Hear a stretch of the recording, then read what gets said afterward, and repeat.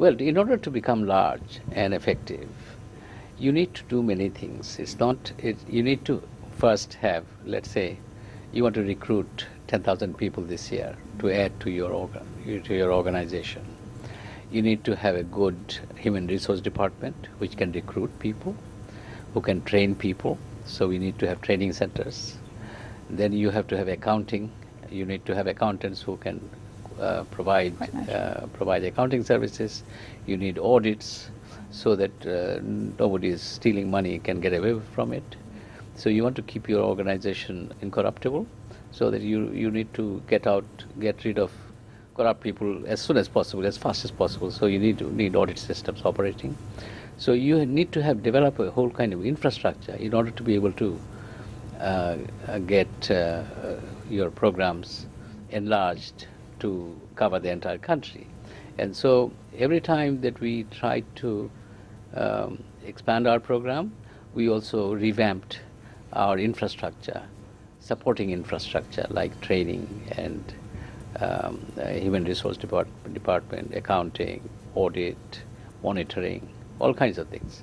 So quality of program is very important.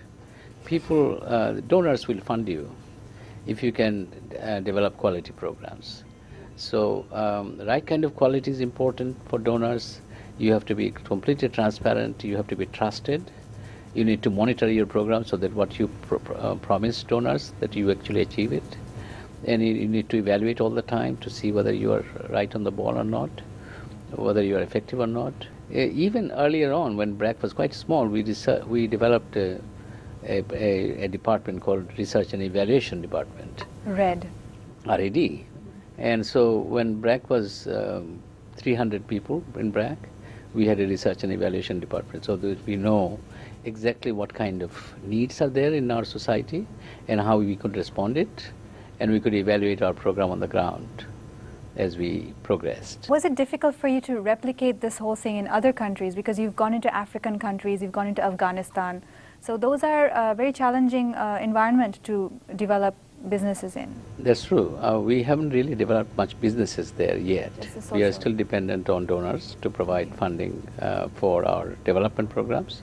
But we are also looking at opportunities for businesses in Afghanistan. For example, we are thinking now that if you can get into the business of producing day-old chicks through a hatchery, then of course we could get many more Afghan women to keep poultry in their households, and they can earn an income from this. So we are now thinking in terms of going into our first business in Afghanistan with poultry hatchery development, so that we could provide hundreds of thousands of day-old chicks a month, so that large numbers of people are involved in producing poultry. And through this, so this will be our first venture. Then, of course, there are many other ventures. We could get into artificial insemination program to improve the breed of cows. And in Afghanistan, there's not too many cows, but there are sheep and goats. So we can improve the breeds of sheep and goats so that their productivity goes up. We are also looking at agriculture, how to develop good seeds which could be distributed to Afghan farmers so that they can grow better maize and wheat.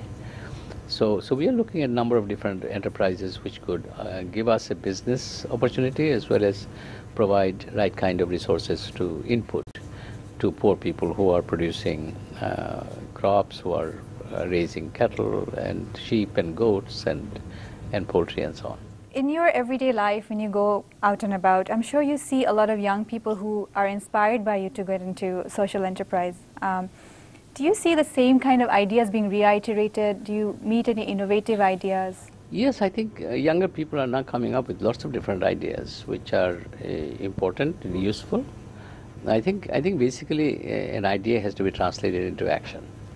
Ideas is a dime a dozen, as far as I'm concerned.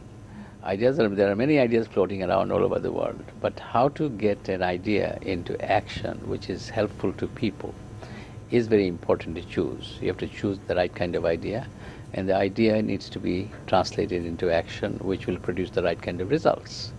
So that's what is sometimes isolates the successful people from not so successful people. So you need to have the inner judgment. as to what idea will fly and you can actually implement it. An idea which doesn't make people's lives, improve people's lives, to me that kind of idea is not good enough. So it has to improve the disadvantaged people's lives in one way or another. That would attract me. For example, if somebody comes up with an idea of how to teach poor children better, how to train them in maths, to understand maths quickly, I would be very interested in that idea and try to implement it in my schools. We run 35,000 primary schools in Bangladesh. So I'm interested in teaching learning as one area where we need new resources, new ways of thinking, new ways of doing things. And that's what, I'm always interested in.